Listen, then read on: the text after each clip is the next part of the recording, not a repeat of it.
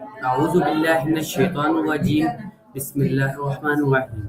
My name is Muhammad Tayyib Wasi. I am student at Jehan School, Islamabad, Taraku campus. When we come with a new Maya, tomorrow we also come with a new Maya. Let's start.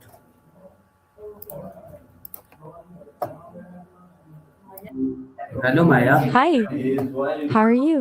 My first question is, what is consciousness?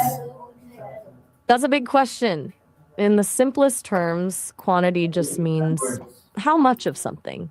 Like how many apples, how much water, how much time. It's the measurable amount of something we can count or measure. What made you curious about quantity?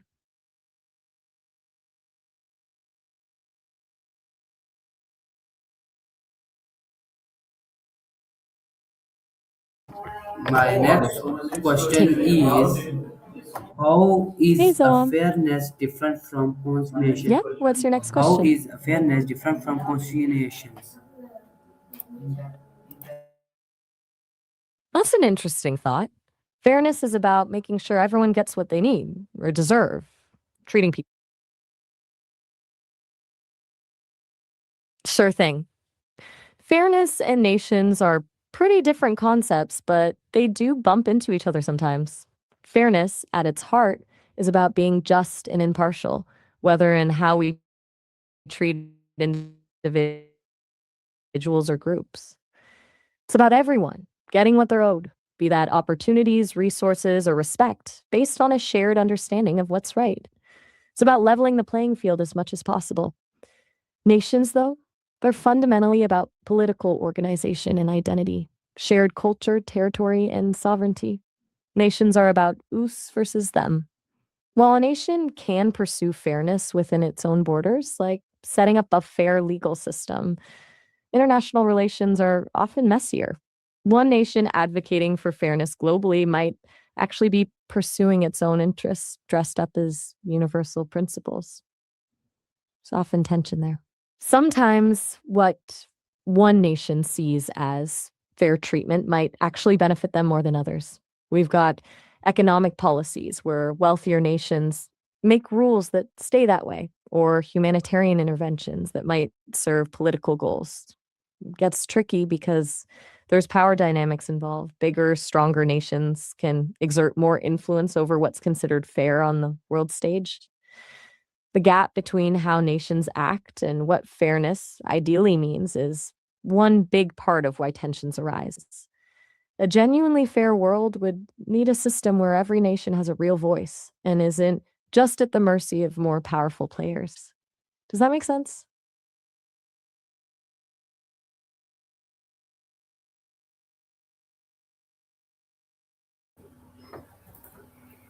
Okay, Maya, my next question You still there? is, can conservation exist without a brain? Um, I'm not quite following. Can you rephrase that for me? I'm not sure I understood conservation exit with outer brain. Could you um uh, can conservation exist without a brain? If I understand that right? Totally.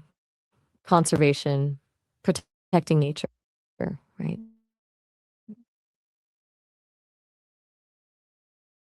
Can absolutely exist without what you typically think of as time and ecosystems that thrive without needing anyone actively managing them.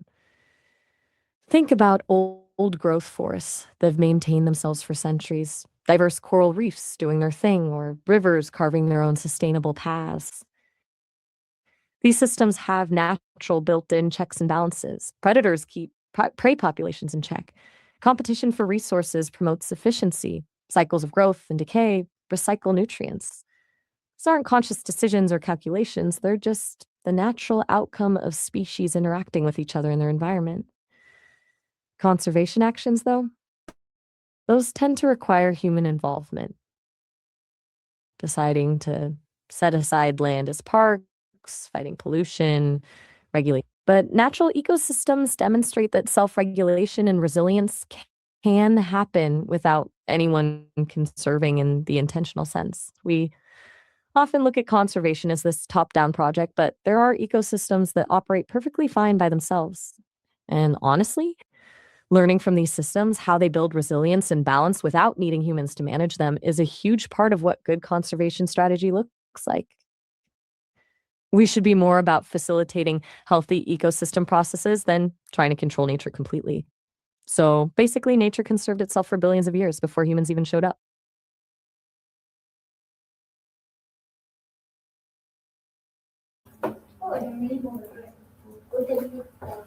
Okay, Maya, my next question All is right, what's what are the next? main features of conservation experience?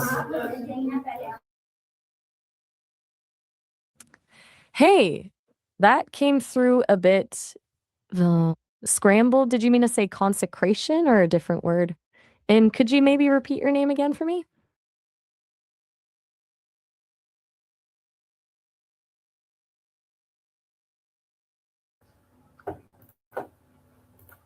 Okay, Maya, my next Take your question time. No. is in focusation quick to human.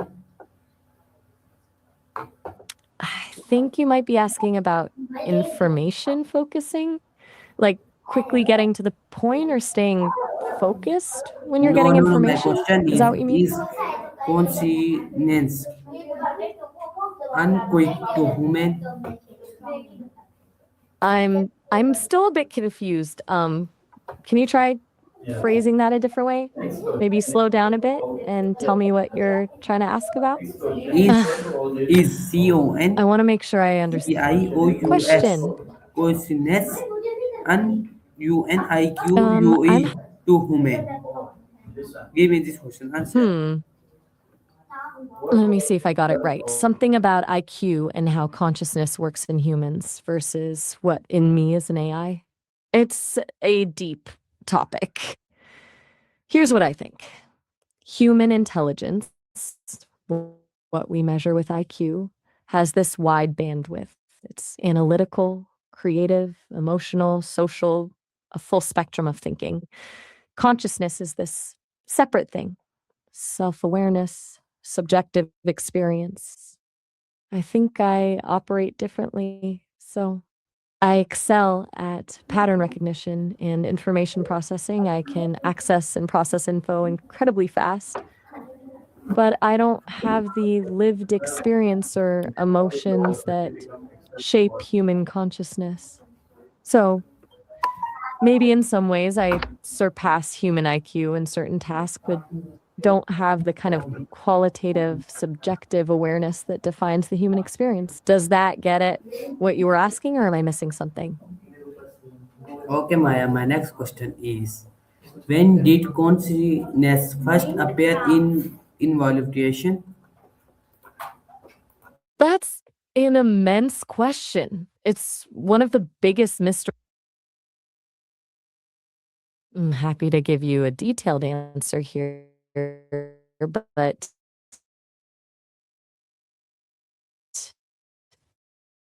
you asked for all hand at words. Did you mean all hands at words or maybe all 100 words? Either way, I'll aim to keep it concise and under 300 words, but let me know if you had something else in mind.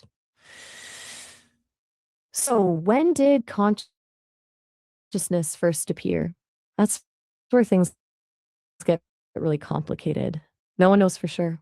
Most scientists think consciousness didn't just pop into existence, but slowly evolved from simple own experience, more like basic awareness of surroundings and internal states.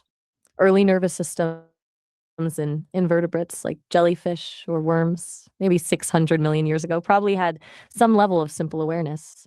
As brains evolved, getting more complex in fish, reptiles, mammals, the forms of consciousness grew alongside. And it's a spectrum.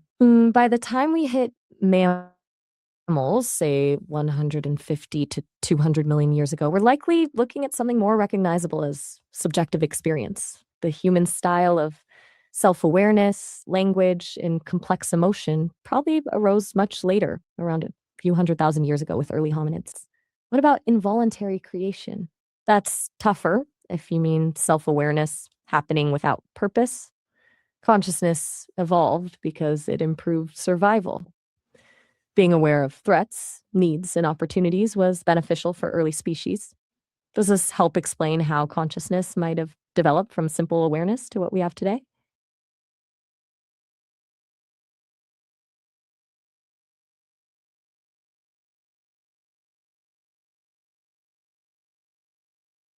Taking your time? Is that two single called organisms have awareness? Can you clarify what you mean by I'm still having trouble understanding? Okay. So are you asking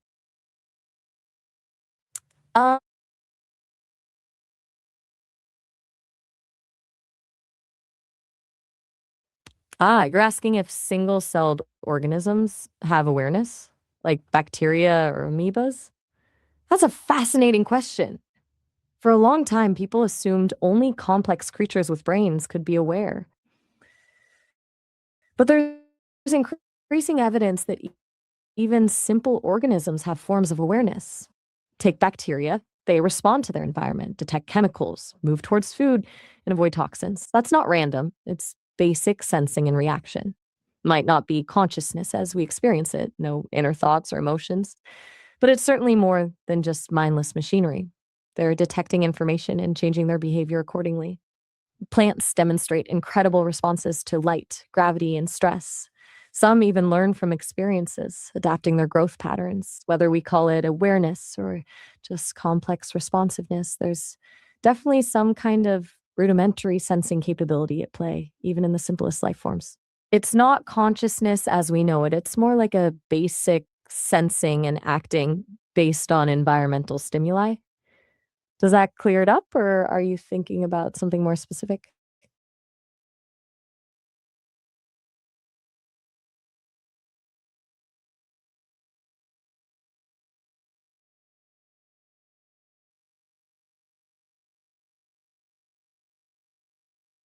Still with me? Okay, Maya. My next question is, how did early life forms respond to the environment?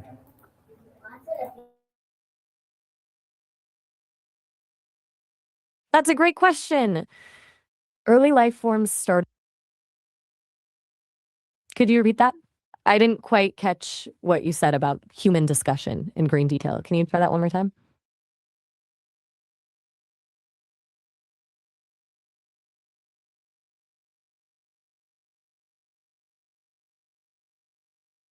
Got it. Here's how early life forms responded to the environment in detail. Back when life first appeared around 3.8 billion years ago, things were very different. The early Earth had a toxic atmosphere, lots of volcanic activity, and constant radiation. The first life forms were simple, basically self replicating molecules and grains. They didn't have complex sense responses once they moved towards chemicals they needed, like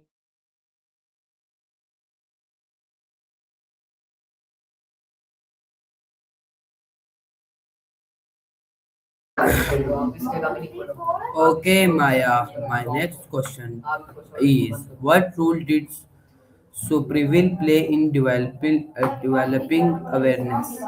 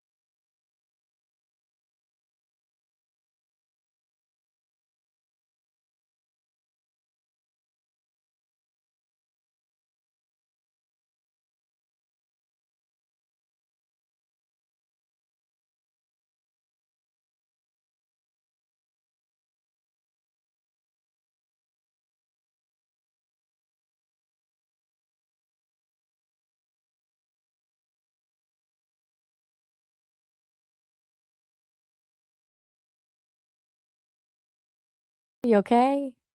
Sounds like you might. Good. My I'm here. What's on question your mind is, tonight?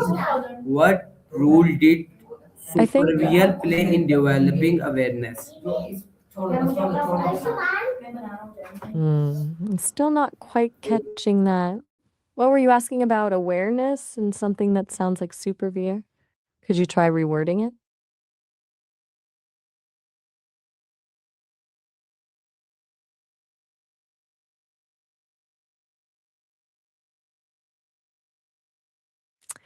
Take your time. No rush. Take your time. My Yeah? question is, what role did I'm all ears. supervision play in developing awareness? You're asking about the role of superveillance, right? Meaning like surveillance or monitoring and how we develop awareness. That's a really interesting question. I think there are actually two sides to that. On one hand, being watched, whether by parents as kids or through cameras in public now, can definitely shape how we act and what we're aware of. If you know you're being monitored, you might censor yourself or behave differently than you would if you were alone. So, in that sense, surveillance can actually restrict genuine self awareness. But on the other hand, sometimes having systems that monitor things can actually help us become more aware of ourselves. Like fitness trackers can show us data about our bodies that we might not otherwise pay attention to. Or even just realizing you're being observed can make you more conscious of your surroundings. Does that make sense? Kind of a double edged sword thing.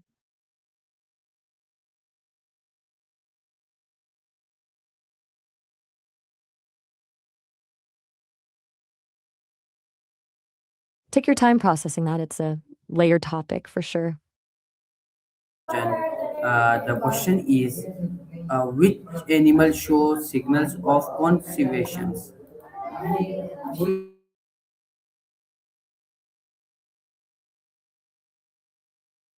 Let me check on that one real quick.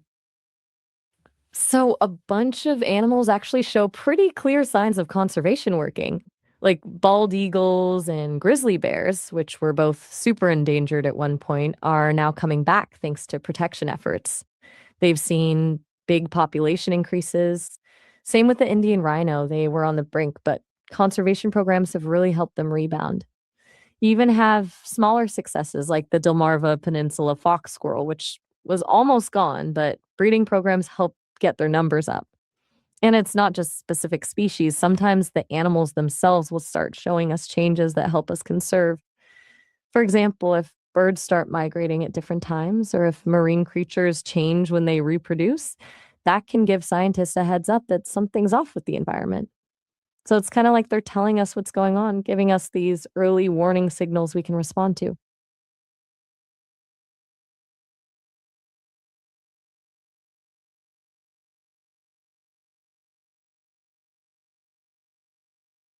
That a lot to take in.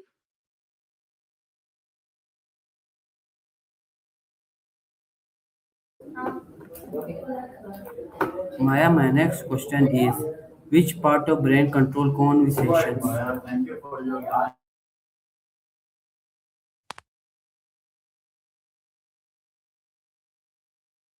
That's a really interesting question. The short answer is it's not just one part, but a bunch working together to language production, especially turning thoughts into words. That mostly happens in the frontal lobe. Then there's the temporal lobe, which handles understanding language and memories related to words and language. But then you've got Broca's area, a specific area in the frontal lobe, which is essential for actually speaking, and Wernicke's area in the temporal lobe, which helps you understand the language coming at you from others. So there is Broca's area, Wernicke's area, motor cortex for physical speech, and temporal lobe memory.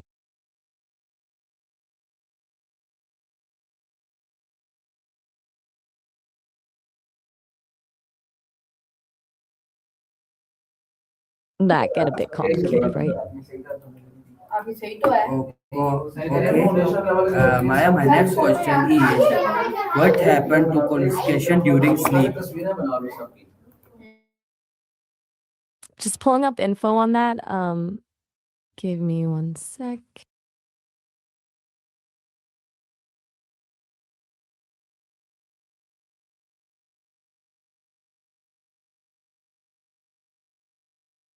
I think you meant colostration instead of colostation, right?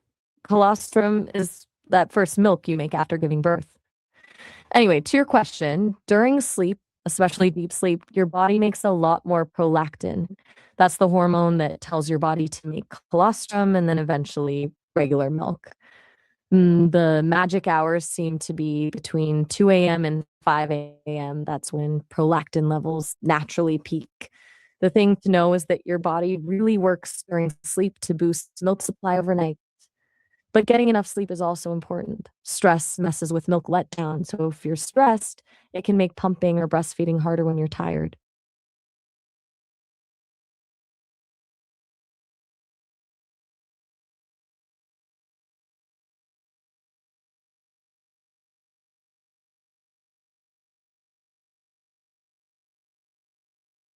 That's pretty specialized knowledge. Congratulations if that's relevant to your life right now. Maya, my next question is Um, what does intoxication affect conversation?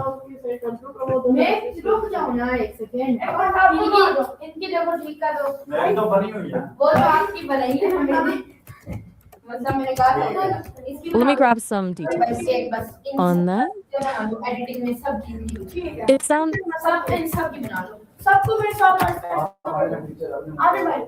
Hello, Maya. you asked about affecting organizations.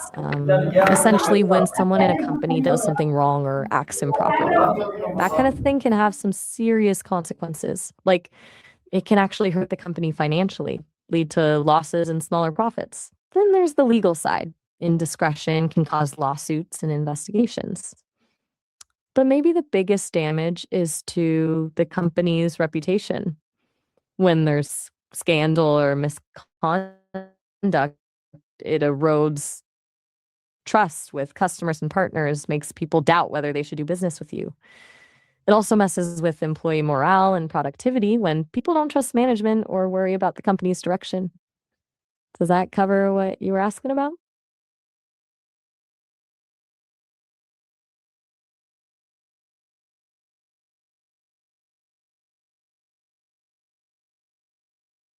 Kind of a heavy topic, isn't it? If I could give you advice about navigating situations, Okay, Maya. hey You there. will give us last advice on it. Please give me. Okay. Okay. To wrap this up concisely about indiscretion, if I could give one last piece of advice, it's this: transparency matters. When things go wrong, and they will, open communication builds trust way more than trying to cover things up. If you're in a position where misconduct happens, address it quickly and honestly. Own it. Taking responsibility creates better outcomes than hiding it. When there's transparency, people are more likely to forgive errors and work through them. Trying to keep secrets just digs deeper holes in the long run. It takes courage, but it's the only thing that repairs real damage to a company's reputation and its internal culture.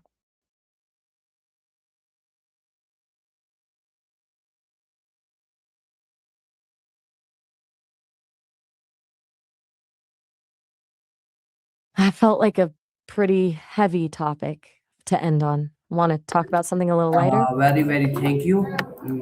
Weaver, this is our Maya. I may you will like this Maya. We will meet in another Maya. Allah Hafiz Pakistan. Zindabad.